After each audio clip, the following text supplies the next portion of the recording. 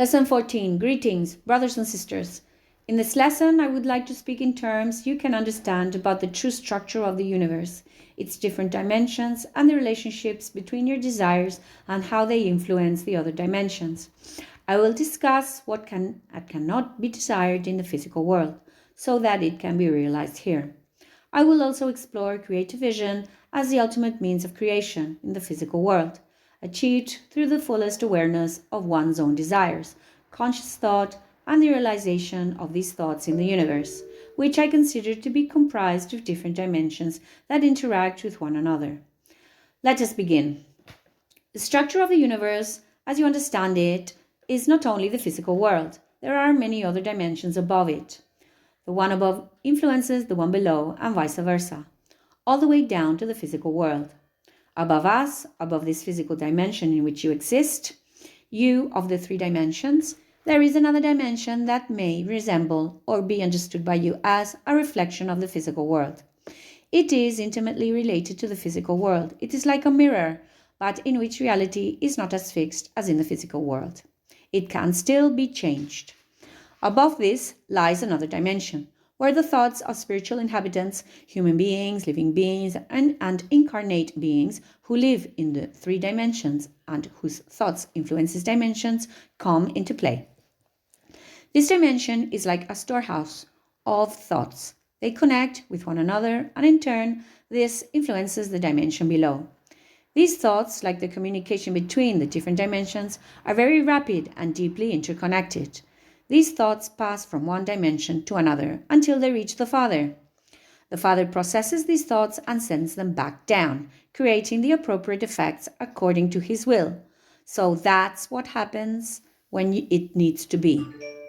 As we have seen, to remind you, there is the physical world, dimension 1, dimension 2, dimension 3, and dimension 4. In this dimension, another process occurs with the thoughts that come from the third dimension. They are processed in such a way that the subtle matter is generated. The subtle matter is used to store thoughts and fuse them into visible matter, from a spiritual perspective, of course. In this place, this information is conveniently stored so that later, when the time comes, it acts as a warehouse, but an interactive one. Above this would be the fifth level, where these thoughts, in the previous level the information was stored in a subtle matter like blocks to help you understand. Now, instead of blocks, they become living spiritual entities that process this information. They are superior beings responsible for direct communication with the Father.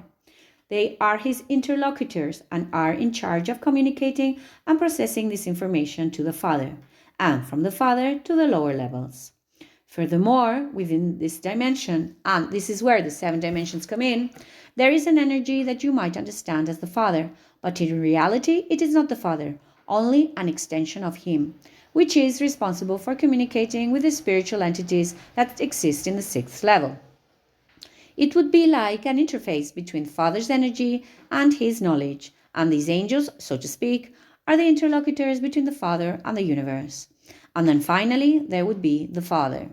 Obviously, having said that, together with the creative energy, the feminine one, uniting with the creative mind, that is God, everything visible and invisible is created. There would be the children. In reality, they form a unity, but is not a symmetrical unity. The child, in this case, would be quite inferior and quite related to the other dimensions.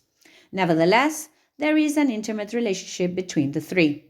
The child is aware of the creative energy and the creative mind, but in many cases it is not conscious of it.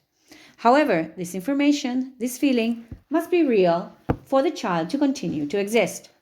If this relationship is severed, it could no longer continue to exist. In your words, it would die. This is, roughly speaking, the structure of the universe and of reality. The best way to see all this is through meditation. When one reaches a deep state and the centers of the mind responsible for this spiritual vision have been achieved, you will be able to see it when you are able to see the aura. All you have to do is, when that moment arrives, let your mind soar upwards and it will depart from the physical dimension, and then you will see the rest of reality as it truly is. Here, words are confusing. They don't express the full grandeur of the system. When one reaches the required level, the mind will soar on its own.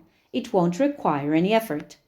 Only when the mind has done the necessary work in this dimension to close to Earth, your physical reality, it will be ready to soar upwards, and it will soar on its own. If you want to accelerate the process of distancing yourselves from the physical dimension and see the energetic realities that exist above it and create your physical reality, you need to meditate deeply and visualize your mind above your head, in the upper part of your brain, without leaving it. You can then visualize that mind rising above your head to be clearer, this dimension above the physical energy of the physical world, which would be the second level, the word where, as I said before, feelings and information in thoughts all reside together, creating a web. At that level, thoughts in that dimension have form, colors, and energy, just as in the other dimensions. They have different colors and energies. Everything is different, but they relate in a similar way. It's a simple system, yet very complex, and it works perfectly. Having seen the true structure of the universe, it can now be said that your thoughts influence reality. When the force of thought has enough energy to interact with higher dimensions, you can change physical reality.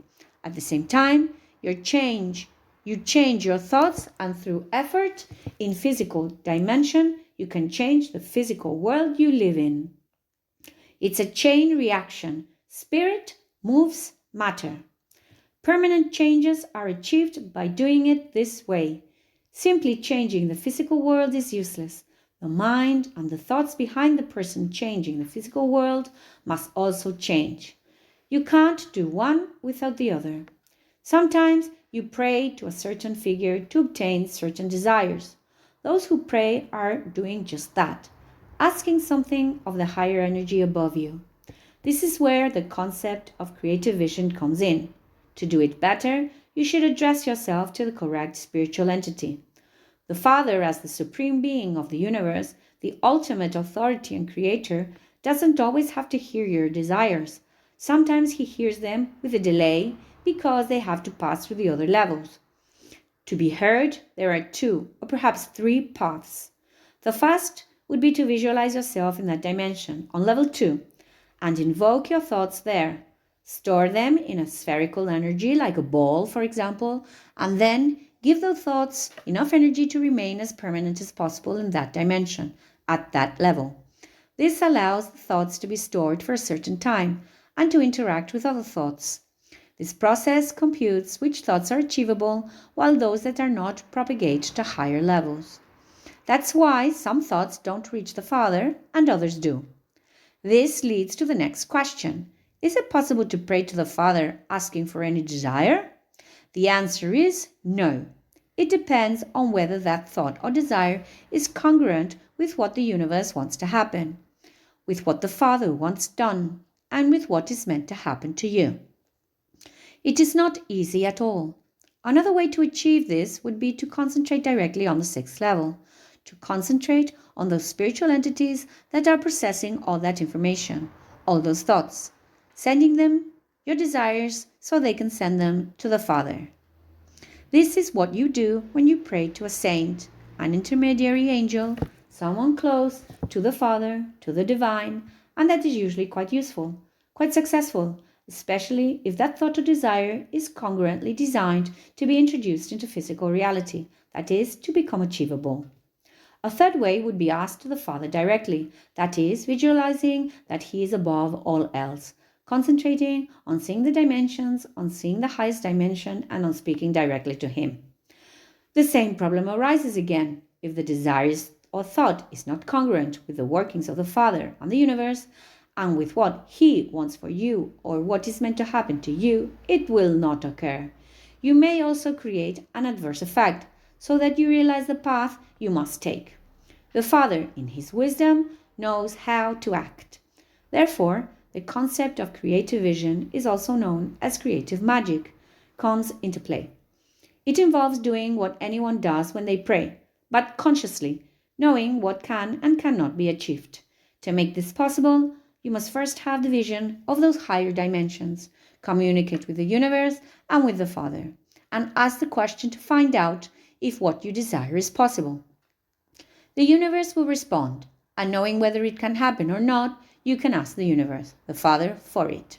using any of the three methods mentioned earlier. If it is designed to happen, the best thing to do is to tell the Father directly, visualizing it in meditation and communicating it to Him. To ask questions of the universe and receive answers from the Father is as simple as this.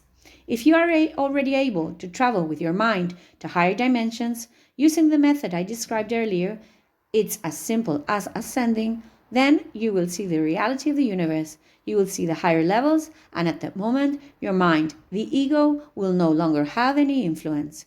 The ego involved in the mind of the astral body will have no effect. Communication with the universe will be complete, and then it can no longer deceive you. You will be able to ask the universe a question, and it will hear you. You will see the energy involved in that question, all the entities involved, everything interconnected. If the answer is affirmative, you can proceed to the next step, which is to communicate directly with the Father and formulate your desire by visualizing it. With your higher mind moving towards it, it will then open its immense energy, its intense voice, and its great light that will fold you. The time this process takes on depends on your spiritual evolution, but with the general steps I have given since the first lesson, achieving this should be possible for many of you. We are now in an important period of history. Since 2012, there has been a lot of energy on Earth to achieve a great elevation of spiritual level. People are not taking advantage of it. You are very mistaken. The few who are taking advantage of it are going very far.